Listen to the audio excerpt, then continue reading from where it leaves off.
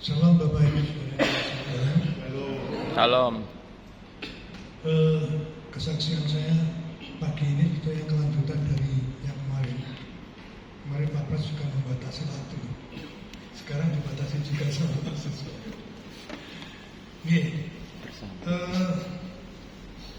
Sebetulnya kesaksian ini adalah merupakan pengakuan dosa.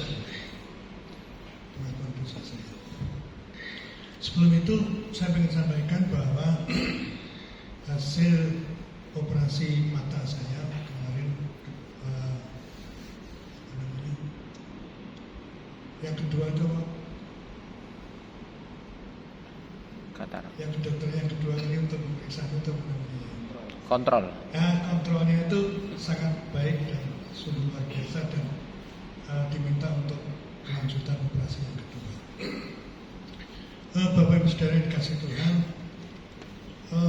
awalnya operasi mata saya itu saya pikirkan itu operasi kecil saja. Ini Pak Sakti juga pasti tahu hanya sekitar 5 menit. Operasi kecil dan selesai operasi selesai pulang. Saya pikir hanya begitu. Tapi ternyata tidak demikian, prosesnya panjang. Dan itu diancam juga kalau tidak hati-hati bisa buka. Nah karena awalnya tuh saya mikir operasi mata sebentar aja. Kita nggak usah ngomong ke lain-lain nanti bikin ribut. Saya pengennya di rumah saja. Tetapi ketika saya punya tugas, ditelepon Bu Marta Diana untuk melaksanakan tugas melayani firman doa pagi karena ada anak-anak dan Pak itu akbar Bapak nanti yang melayani. Saya bilang siap. Temanya apa? Kesetiaan. Oke. Tapi saya harus menjalani operasi, saya bingung. Yang kedua ditelepon juga dengan Bu Indah. Pak, pelayanan keteksasi. Bapak menyampaikan temanya sejarah.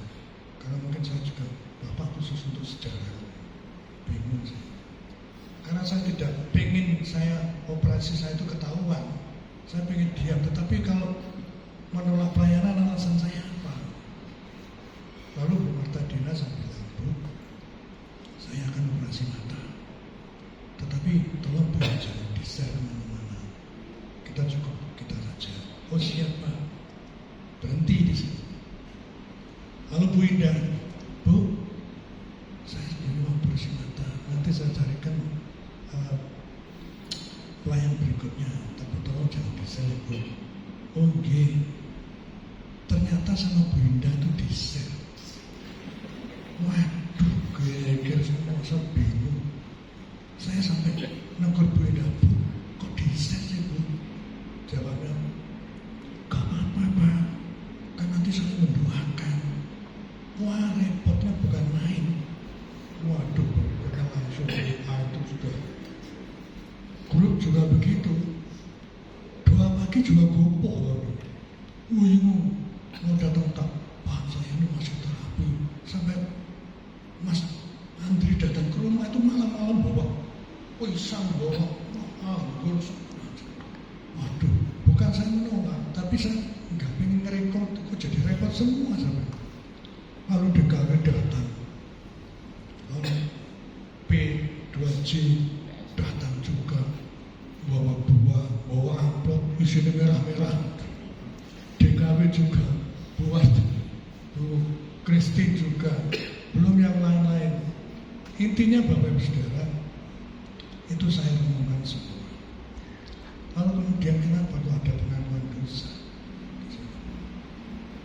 Saya dosa sama Bu Indah. Bu Indah sama, Bu, kok di-share? Lalu Bu Indah jawab, saya jawab lagi, gini bisa jadi tak hapus, untungnya saya hapus. Nah di situ saya ngomong, yang ingin saya saksikan Bapak Ibu Saudara, ternyata Tuhan itu sudah selalu mengiringi perjalanan hidup kita. Ya, Tuhan melalui Bu Indah juga mengingatkan kita supaya kita saling mendoakan. Itu baik. Lalu saya juga merenung, ternyata perjalanan operasi mata saya yang saya anggap itu sepele kecil. dan saya pikir itu tidak perlu rame. Tapi perjalanannya itu cukup membuat kami ingin pisah. Ketika mata saya agak kurang jelas, Tuhan melalui Tuhan saya menjawab, Pak, cek data. Begitu cek data, dokter mengatakan operasi dan sekarang itu puji Tuhan bisa lihat dengan jelas. Artinya Bapak Saudara, poinnya bahwa semua perang itu, ya, saudara-saudara kita yang sekarang ada ini adalah perwakilan Tuhan untuk kita. Oleh karena itu Tuhan katakan, kalau aku lapar bila aku makan, kalau aku haus bila aku minum dan lain sebagainya. Kapan aku memberikan Tuhan? Ketika engkau datang ketemu orang-orang yang lapar, itulah aku. Itu yang saya lakukan, yang ingin saya saksikan. Oleh karena itu ketika Tuhan katakan, kasihlah sesama, tetapi kasihlah musuhmu, karena mereka itu sebenarnya perwakilan Tuhan untuk kita. Oleh karena itu Bapak Saudara, perjalanan operasi katarak saya yang kelihatan kecil itu membuat saya tergugah kembali.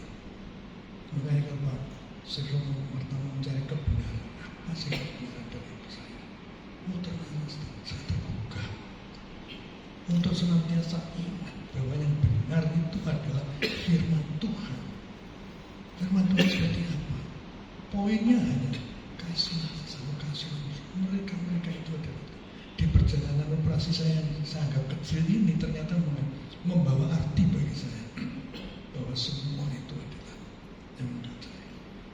Oleh karena ketika saya kontrol terakhir, dokter mengatakan, Pak, hasilnya luar biasa. Terus Bapak siap untuk operasi kedua. Saya nawar 1 bulan, 2 bulan kan. Dengan segala masalah, dokter mengatakan intinya menggiring saya untuk segera operasi. Lalu saya kembali merenung, wah ini Tuhan melalui dokter, ini saya harus operasi. Tapi batin saya juga ngomong, Tuhan sudah tahu tanya gitu loh.